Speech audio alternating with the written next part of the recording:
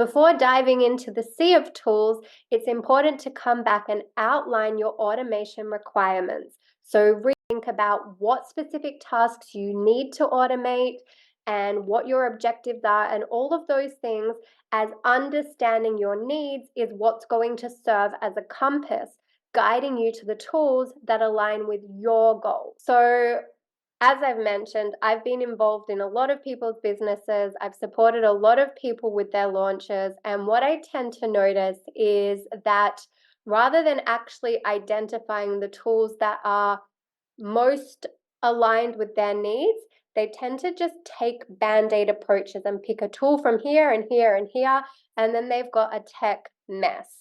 So you really want a tech stack that actually supports your needs. So the first thing I would invite you to do is consider the existing tools and systems in your business and think about whether they're actually communicating with each other and what's working and what's not working. Because the chosen tools should seamlessly integrate with your current tech stack.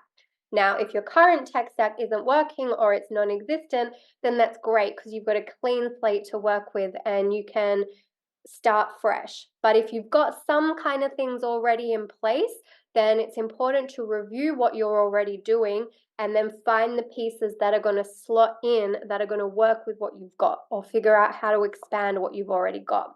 Because compatibility ensures a smooth flow of information and it prevents these disjointed band-aid processes. So you also want to think beyond your current needs, because that's something that I also notice a lot of people do is they'll go with where they're at and they'll think, oh, I want this and this and this because it's all the cheapest or the free options. And then it becomes messy because things don't communicate. And then as they grow to the next phase and the next phase, they're constantly looking for the next system to grow into, rather than thinking ahead of time and just picking the one that's going to allow them to grow without having to constantly change systems. Because think about how much time gets consumed when you're having to constantly switch and build and switch and build and hire people to keep doing that for you, when you could just pick a platform that's going to suit you for the long term. So something to consider about.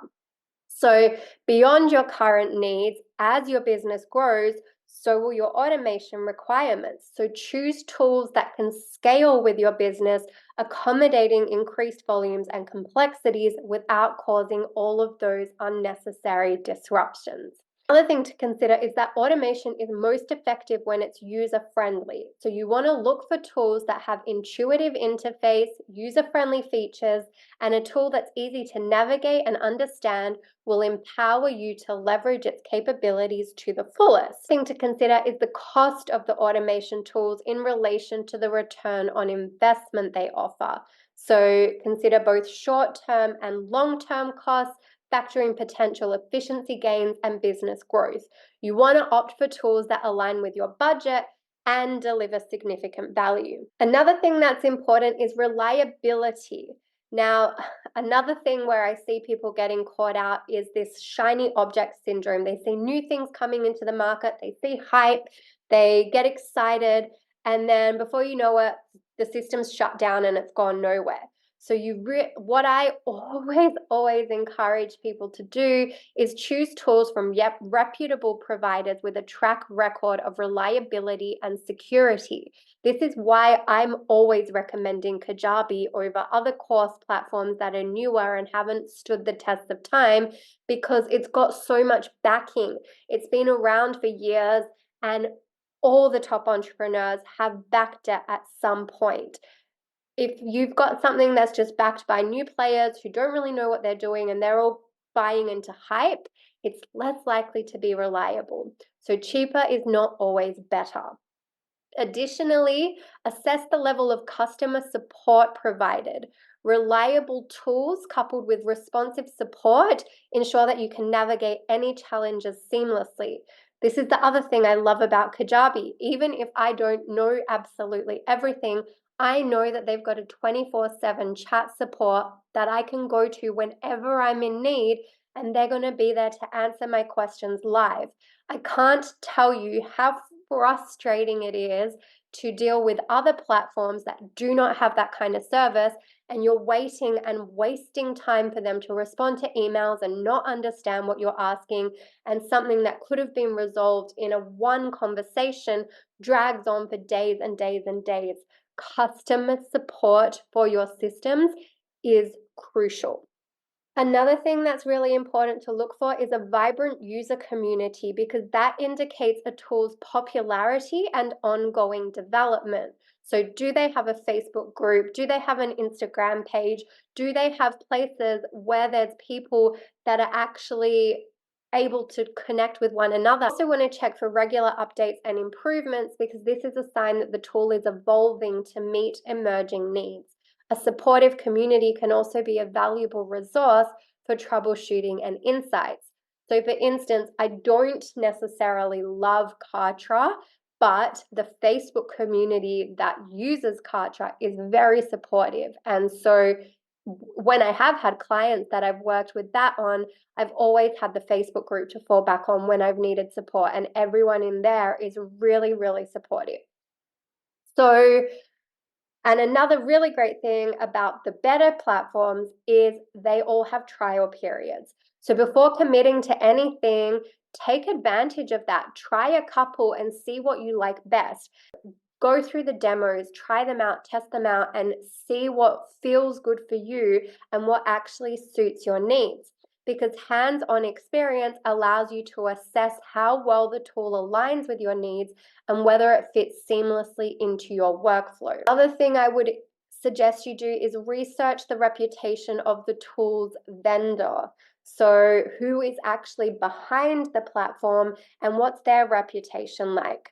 A reputable vendor is more likely to provide reliable tools and ongoing support. Reviews, testimonials, and industry recognition can offer insights into the vendor's standing. There's a reason why ClickFunnels is so huge, and that's because Russell Brunson is a household name with every marketer. He's written books about this stuff. So beyond just this tool that he's created, he has gone above and beyond to educate people about funnels, and everybody who needs an automated funnel knows about Russell Brunson and then knows about ClickFunnels. And when it comes down to it, after you've gone through and considered all of these things, then you can finalize your decision based on the alignment of the tool with your needs, its integration capabilities, scalability, user-friendliness, cost, reliability, and vendor reputation. The right tools are the pillars of your tech alchemy journey. So this is what will enable you to transform your automation vision into reality. So you want to make sure you're choosing the right ones. So some key things to take away. Clearly define your automation requirements. Ensure they integrate with existing tools and consider scalability for future business growth. Prioritize user-friendliness for effective utilization. Evaluate the cost and return on investment. Choose reliable tools with strong customer support. Check for a vibrant community and regular updates. Take advantage of trial periods and demos, and research the reputation of a tool's vendor. Now, as you embark on choosing your automation tools, remember that each decision contributes to the alchemy of your business automation. We are casting spells with our systems. We are looking at ways to make a potion that works and doesn't explode in our faces. So you're wanting to bring efficiency and growth to the forefront.